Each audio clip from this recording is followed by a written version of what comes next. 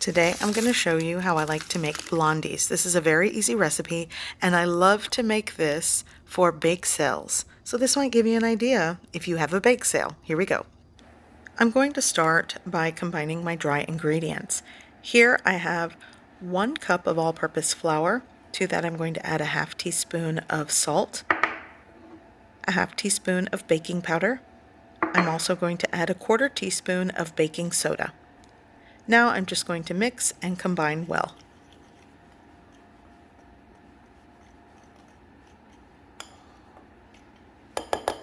For the wet ingredients, I'm going to work with 1 cup of dark brown sugar. This is around 200 grams of dark brown sugar. If you only have light brown sugar, that works.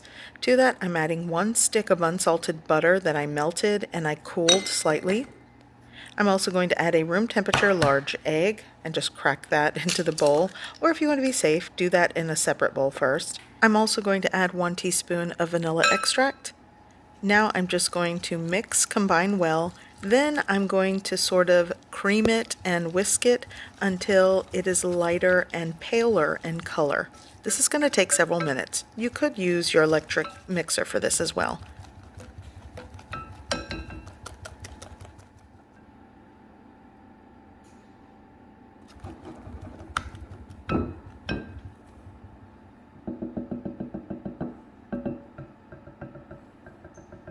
Okay, so this is creamed together, so now I'm going to add my dry ingredients into the wet, and I'm just sort of going to fold it. I don't really want to over mix this, so I'm just going to fold and press everything together until it is combined.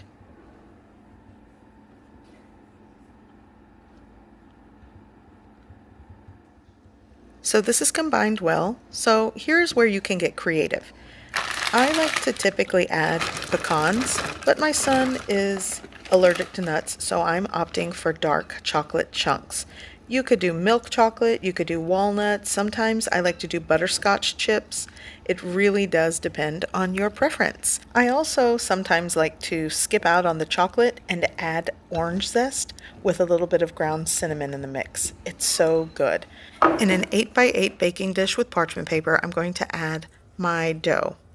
And then I'm just going to evenly spread it. You'll want to have your oven preheated at this point. I preheated to 350 degrees Fahrenheit, and I'm going to bake this in a preheated oven for about 20 to 25 minutes, or until a toothpick comes out clean.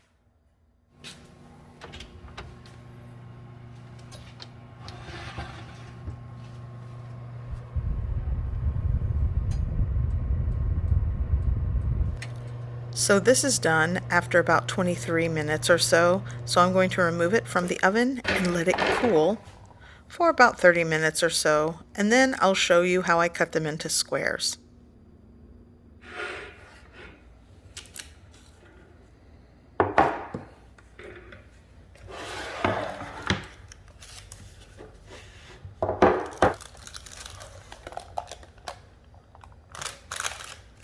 So these blondies are my favorite texture.